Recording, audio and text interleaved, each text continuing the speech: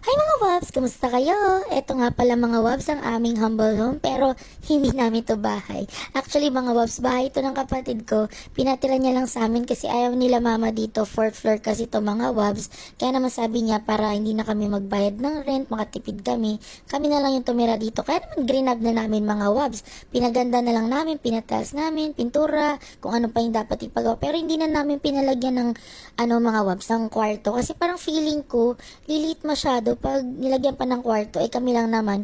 At saka, inano ko nga na para yung aircon buong lugar na malamigan.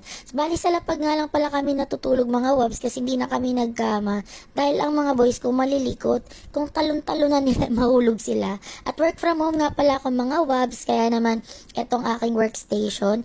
2 a.m. yung pasok ko mga Wabs, kaya pinagsasabay ko maging nanay at maging empleyado. Kaya laban lang sa buhay, di ba? Ganun lang yun. Yun lang mga Wabs. Bye!